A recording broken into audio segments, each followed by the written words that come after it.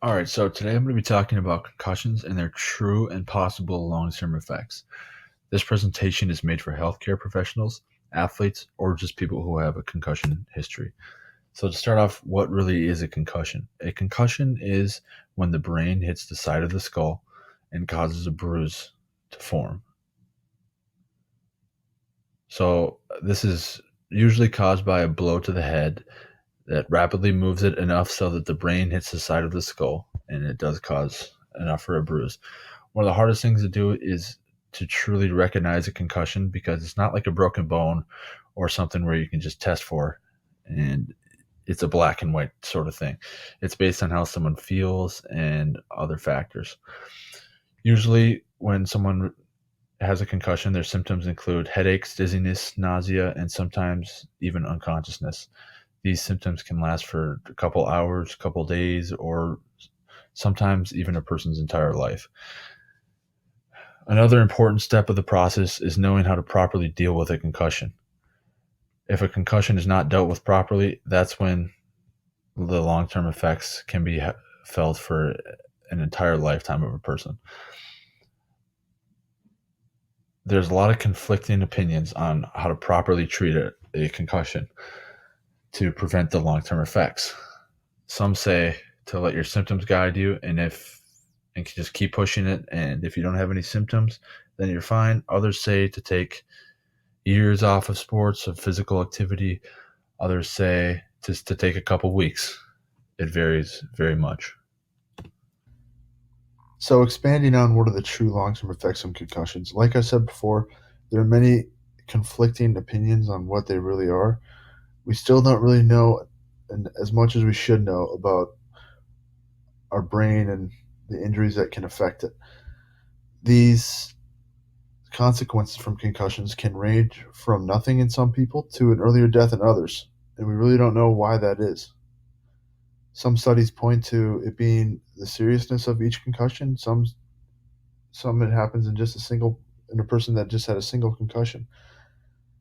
These effects can be felt without even getting a single concussion. Multiple Some studies say that concussions don't even cause long-term effects. It's the multiple head traumas that a person receives over getting concussions rather than the concussion itself.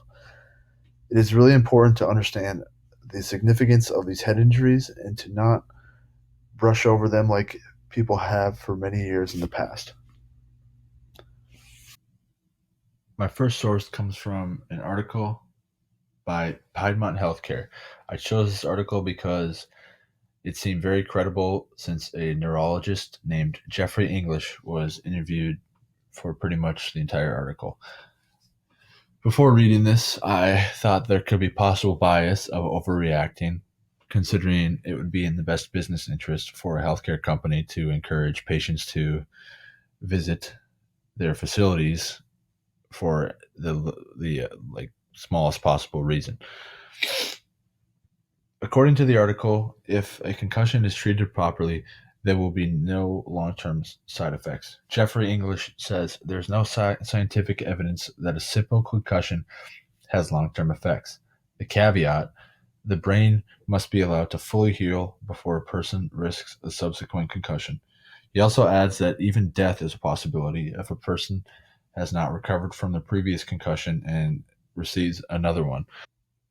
To sum up this article, it mainly emphasizes only that the long-term effects felt from a concussion are only possible if concussions are treated incorrectly. It even suggests that the consequences of not receiving proper care could be as extreme as death. Moving on, my next source is an article that comes from Elite Healthcare. Its rhetorical situation is a bit different than my first source. It is a treatment guide that is designed for people who are currently suffering from a concussion and need to know how to prevent long-term effects. Its first point is that not all concussions are equal. Concussions are not a simple black and white injury. There can be a major concussion, or there could be a minor concussion, or just a head trauma, which is considered a brain injury as well, that will act like a concussion. Major concussions include nausea, loss of consciousness, and minor tend to have light headaches or tiredness. Although those symptoms can be interchanged between major, minor, or even just a head trauma, which makes them very hard to identify. This article also talks about post concussion syndrome, which is the extended continuation of symptoms when a person is suffering from a concussion. Experts have many different theories of why this happens, and more research is needed to discover the real reason why it does. Some argue it is really just the severity of concussions themselves, or it's just simply the genetics of a person. It also talks about another long term effect of a concussion, which is a disease called CTE. This is caused by just repeated trauma to the head. The article says that recent research indicates that repeated hits to the head are the leading cause of CTE, whether they cause concussions or not. This provides a reason why maybe long term effects are felt and a person doesn't even have to suffer a single concussion. This just further complicates things on understanding if concussions truly have long term effects or if it's just repeated head trauma. My next article is from Fox, which is on the NFL and Roger Goodell. Roger Goodell is the National Football League's commissioner, and he has been in a PR battle against concussion and their long-term effects for the past couple of years as more information begins to come out. Roger believes that concussions cause very minimal long-term effects and don't have an effect on a person's life long term. Roger's evidence for this is that the average NFL player lives 5 years longer than the average person. In my opinion, that is very inconclusive from the evidence that he gave, as the average NFL player is very different from the average person. NFL players are one of the some of the fittest and healthiest people on the entire planet. It's also important to understand the rhetorical situation that Rodgers finds himself in. It would be very bad for business if he incited panic about the long term effects of concussions. If people begin to feel that his game that he makes a living off of is unsafe, it would cause him to lose hundreds of millions of dollars overall for his business. At the end of this article, the author cites a study that is performed by Dr. Ann McKee. Dr. Ann McKee studied 111 former NFL players that had passed away, and she found that 110 of them had CTE. This article mainly consists of Roger Goodell downplaying the long-term effects of concussions, and they should not be taken seriously, in his opinion. Moving on to my next article titled Concussions Cause Long-Term Effects Lasting Decades by Joseph Nordquist. I chose this article because it seemed very credible as it comes from a previous team doctor of the NHL team Montreal Canadiens.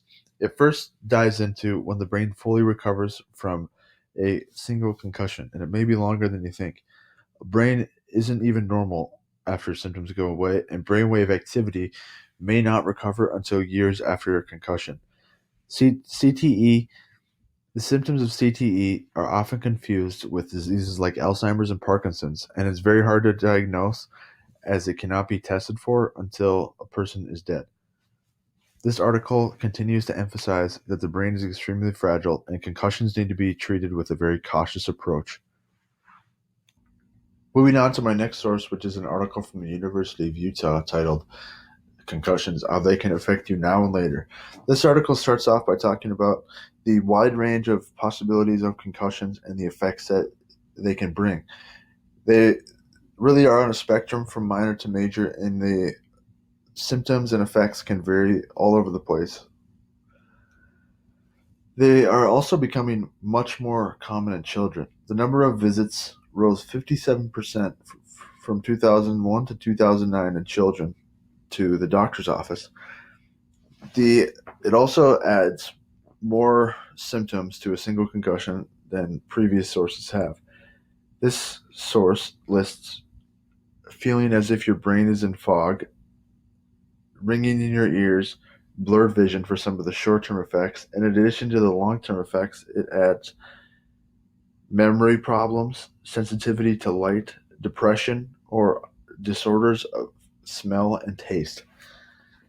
It also brings up ways to reduce long-term effects. This article suggests that it is very unlikely to receive long-term effects if care is received immediately. It is also interesting to note that previous sources have said that if proper care is received, there is no chance of long-term effects happening. This article argues that there is still a chance of long-term effects happening from a single concussion, even if proper care is received. To sum up this article, it mainly talks about how every concussion is different and analyzes the patterns of the previous years and how we can use that to our advantage today to prevent concussions and deal with them properly. Moving on to my next source, which is an article titled Concussions Aren't a Link to CTE from the American Physical Therapy Organization, argues that traumatic brain injuries are to blame, not concussions, for long-term effects such as CTE. Traumatic brain injury is pretty much a blanket term for any blow to the head. It can be a concussion, but it can also be something that is not as severe. And this article believes that that is what causes long-term effects, such as CTE.